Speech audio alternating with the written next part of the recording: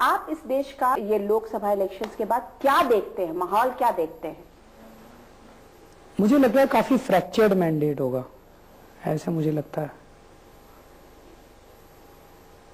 किस तरह? अभी बहुत वोलेटाइल है पूरे देश की जो पॉलिटिकल सिचुएशन है, लेकिन ये जो चर्निंग समुद्र मंथन चल रहा है, इसी में से जहर निकलेगा, इसी में से अमृत निकलेगा। और देश एक बहुत इंपॉर्टेंट दौर से गुजर रहा है जहां एक तरफ अंधकार ही अंधकार है और दूसरी तरफ जिस तरह से अब ये सच्चाई और ईमानदारी की राजनीति की शुरुआत हुई है। दिल्ली ने पूरे देश को उम्मीद दी है, पूरे भारत को एक उम्मीद दी है कि बिना खून के भी क्रांति हो सकती है, कुछ ना कुछ तो हो सकता है। उम्मीद है इस देश के अंदर, उम्मीद खो दी थी लोगों ने। दिल्ली में जो आम आदमी पार्टी की जो जीत हुई है उसने पूरे देश को उम्मीद दी है। बदलेगा, भारत बदलेगा, जल्दी बदलेगा। लेकिन फिर भी ये तो सही बात है, ये विजन हो सकता है और ये इसकी शुरुआत मैं मान सकती हूँ कि हो चुकी होगी। लेकिन उसके बावजूद 21 मई को जो एक लोकसभा आएगी, उसको आप किस तरीके की लोकसभा देख रहे हैं? आपने कहा फ्रैक्चर्ड मैंडेट होगा, मुझे लगता है ट्रांजिशन वाली होगी ये लोकसभा, ट्रांजिशन वाली होगी। क्या आप थर्ड पार्टी गवर्नमेंट देखते हैं? थर्ड मुझे नहीं पता कौन बनाएगा सरकार, लेकिन एक शक है कि वो सरकार 5 साल चल पाएगी। अभी बहुत समुद्र मंथन हो रहा है हमारे देश की राजनीति में, अच्छे के लिए हो रहा है और बहुत रीअलाइनमेंट हो रही है चीजों की, और जनता को धीरे धीरे इस देश की राजनीति समझ में आने लगी है और जनता भी बाहर निकल रही है। बहुत सारे लोगों की उम्मीद बन। देखिए, एक सबसे बड़ी चीज क्या होती है किसी भी देश के लिए? सब चीज गड़बड़ चल रही है वो तो ठीक है, लेकिन जब जिस देश के लोग उम्मीद खो देते हैं कि हमारा कुछ हो सकता है, फिर वो देश अंधकार के सिवा कहीं नहीं जा सकता। साल 2 साल पहले तक इस देश के लोग उम्मीद खो चुके थे कि इस देश का कुछ हो सकता है। लोग कहते थे अरे इस देश का कुछ नहीं हो सकता, अमेरिका चलो, अपने बच्चों को अमेरिका में। अब लोगों ने कहना चालू कर दिया इस देश का कुछ हो तो सकता है और हमारी लाइफ टाइम में हो सकता है। ये बहुत बड़ा चेंज है। मैंने माना, जनता खड़ी हो रही है। नहीं, मैंने माना कि उम्मीद शायद वो जगाई होगी आम आदमी पार्टी ने, या लेकिन ये उम्मीद कितने दिन तक चलेगी? क्योंकि अल्टीमेटली तो सब के सब सत्ता के लिए ही लड़ाई है ना। आम आदमी पार्टी की लड़ाई, आम आदमी पार्टी की लड़ाई अंदर जाके सत्ता के किले तोड़ के सत्ता जनता के हाथ में देने की लड़ाई है। हम जो दिल्ली के अंदर स्वराज का कानून ला रहे थे, उसको पढ़ना आप, अपने हाथ काट के हम जनता को दे रहे थे। मुख्यमंत्री की पावर खत्म कर रहे थे, मंत्रियों की पावर खत्म कर रहे थे, जनता को पावर देने के लिए गए थे। हमारा मकसद है कि एक ऐसा समय आए, जल्दी ऐसा समय आए जब हम व्यवस्था बदल दें, पावर जनता को दे दें और आम आदमी पार्टी को वाइंड अप कर दें। वाइंड अप कर दें। क्या जरूरत है आम आदमी पार्टी की? तो इतने सारे आपके कार्यकर्ताओं का क्या होगा जब देश सुधर जाएगा? ये कार्यकर्ता पार्टी, मंत्री बने, जो एमएलए बने, उनका क्या होगा? क्योंकि हर कोई अरविंद केजरीवाल की तरह तो सोचता नहीं है। ये कोई जरूरी तो नहीं हो ना कि हर किसी की सोच सिर्फ अरविंद केजरीवाल की तरह ही हो। उनको कूट कूट के भरा है कि हम यहाँ सत्ता के लिए नहीं आए। और जितने लोग काम कर रहे हैं आज हमारे साथ, कोई भी अरविंद केजरीवाल के लिए काम नहीं कर रहा, कोई भी आम आदमी पार्टी के लिए काम नहीं कर रहा, सारे देश के लिए काम कर रहा है। कई लोग ऐसे हैं जो अपना दुकान बंद करके बैठे हैं, नौकरी छोड़ के बैठे हैं, कुछ नहीं मिल रहा। मेरे को तो चलो आप कह सकते हो शोहरत मिल गई, नाम मिल गया, मुझे तो फिर भी एक वर्ल्डली उसमें बोला जाए। उनको क्या मिला? ढेरों हजारों ऐसे हमारे वॉलंटियर्स हैं जो सब छोड़ छाड़ के बैठे हैं, कुछ नहीं मिला देश के लिए, पार्टी के लिए। आपको नहीं लगता कि जब उन्हें कुछ और चीज नहीं मिलेगी तो वो और ज्यादा फ्रस्ट्रेटेड होंगे? नहीं, जब व्यवस्था सुधरेगी, हमारा काम लंबी चीज है। लंबी क्यों है?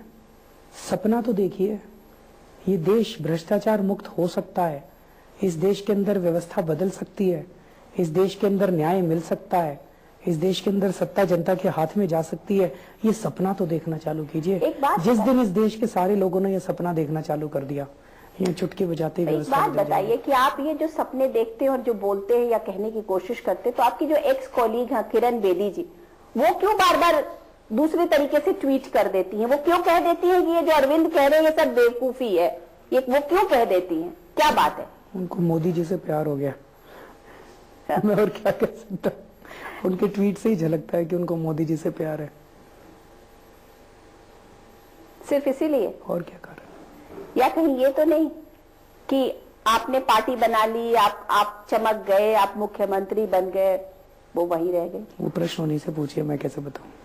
नहीं, लेकिन आप लोग सब एक साथ के चले थे। और सब बिखर गए। तो कोई कैसे इस बात पर विश्वास करे कि आज जिस बात को आप कह रहे हो वो आगे भी चलता रहेगा? सर चल ही रहे हैं, हम तो चल रहे हैं। हम तो जो कहा था हमको उसी रास्ते पे चल रहे हैं। अब कोई साथ चल रहा है नहीं चल रहा है, क्या कर सकते हैं। अच्छा ये बताइए, तमाम बड़े बड़े लोग पर तमाम बड़े बड़े नेता, आप लोग भी उनको ला रहे हैं, तमाम ऐसे नामों को लेके आ रहे हैं, कोई शास्त्री ला रहा है, कोई गांधी ला रहा है, कोई, तो इस तरीके के नाम से क्या आपको लगता है कि ये जरूरी है आपको लाना, या ये है कि आपकी राजनीतिक मजबूरी है? इस देश के सारे अच्छे लोग इकट्ठे हों, यही तो अच्छी राजनीति है। और क्या है, अगर अच्छे अच्छे लोग सारे देश से इकट्ठे होंगे सारे लोग, तो ये बहुत बड़ी ताकत बनेगी। यही तो अच्छी राजनीति है। इसको मजबूरी कह लीजिए, हाँ मजबूरी है।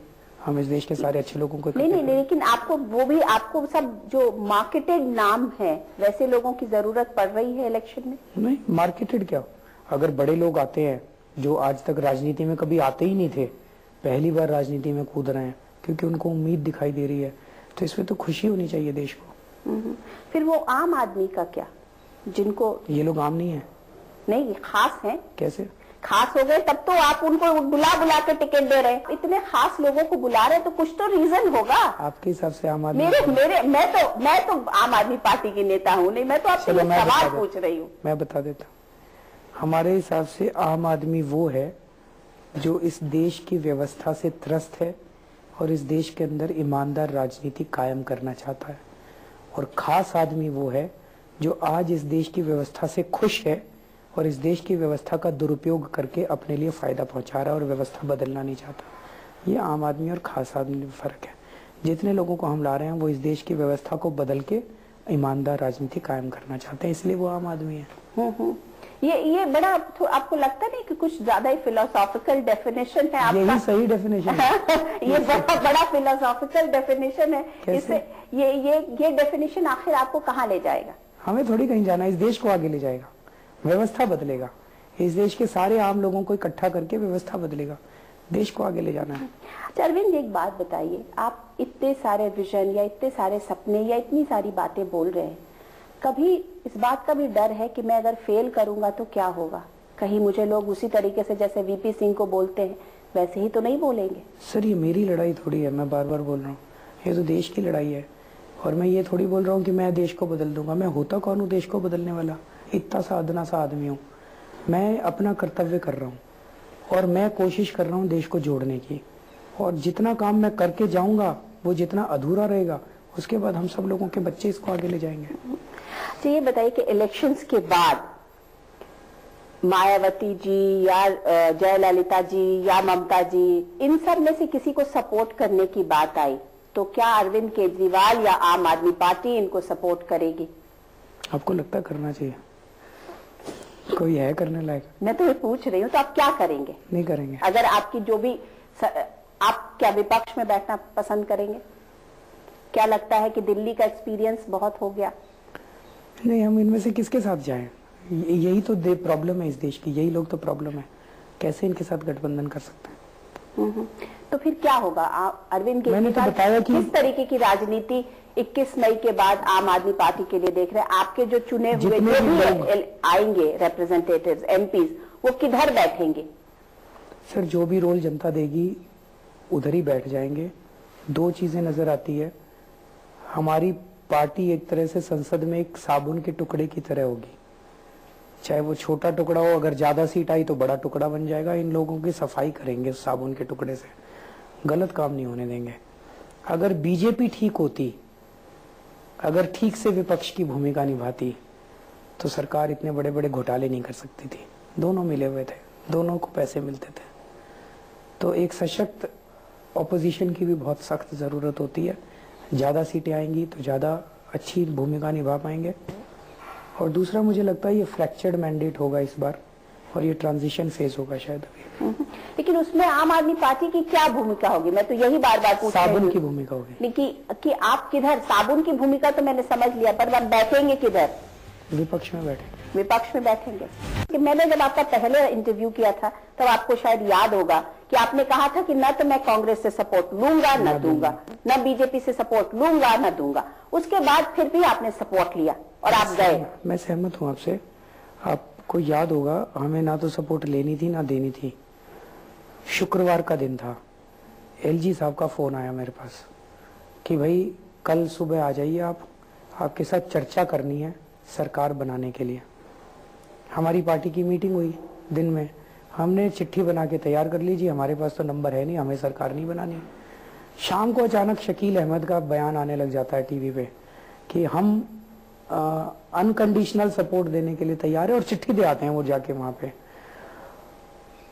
वो एक तरह से ट्रैप करना चाहते थे हमको, और तुरंत मेरे पास कई लोगों के फोन आने लगे, कई अच्छे वेल विशर्स के भी, कि भाई अगर आप सरकार नहीं बनाओगे तो ऐसे लगेगा जैसे आप लोग भाग रहे हो।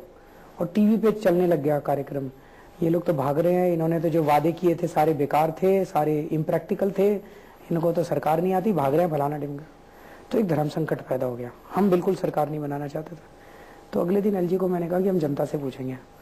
280 सभाएं की हमने दिल्ली में, और ओवरवेलमिंग, मैंने एक्चुअली ये सोचा था जनता ये कहेगी बदमाश कांग्रेसियों के साथ मत जाना, लेकिन जनता ने ओवरवेलमिंगली कहा कि जितने दिन ये सपोर्ट कर रहे हो उतने दिन काम कर लो, उसके बाद वापस आ जाना जब सपोर्ट गिरा दें ये लोग।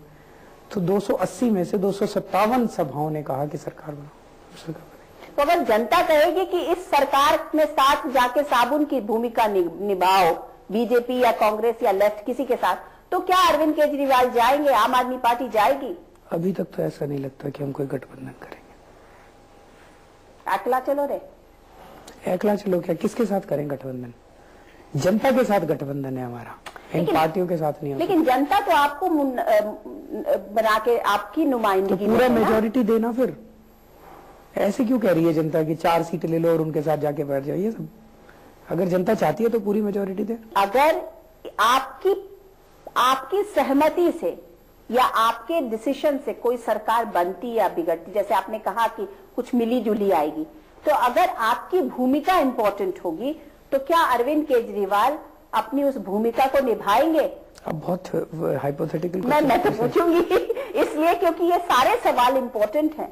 तो जब हम आएंगे, we will cross the bridge when we come to it. No, you become very smart now. You are not so honest. I am honest, you give very honest answers. मैं अभी भी ईमानदार। क्वेश्चन ऐसा होगा तो फिर क्या करेंगे, फिर वैसा होगा तो फिर क्या आपने खुद बोला कि फ्रैक्चर्ड मैंडेट की बात है, जब ऐसा होगा मिली जुली सरकार आएगी, जब तो ऐसा होगा तो सरकार में अरविंद केजरीवाल या आम आदमी पार्टी होगी कि नहीं, हाँ या ना? नहीं होगी, नहीं होगी, नहीं होगी ना। और फिर जनता ने कह दिया तो फिर हाँ हो जाएगा? नहीं कहेगी जनता, चिंता मत करो। देखिए, हमने चिंता नहीं करनी, हम आपसे पूछ रहे हैं क्या होगा। नहीं कहेगी जनता, नहीं कहेगी। तो इसका मतलब ये मान लिया जाए कि मिली जुली सरकार के अरविंद केजरीवाल पार्ट नहीं होंगे? नहीं होंगे। क्या ये मान लिया जाए कि आप उस समय तक के लिए वेट करेंगे जब आपकी पार्टी पूरी तरह से बहुमत में आए? ऐसा होना चाहिए, ऐसा होना चाहिए, ऐसा होना चाहिए, तभी आप सरकार में आएंगे। Arvind Kejriwal, thank you so much talking to us, thank you. तो ये थे आमने सामने में अरविंद केजरीवाल। मैं अनुराधा प्रसाद किसी नई पर्सनालिटी के साथ आपसे फिर मिलती हूँ, तब तक के लिए नमस्कार।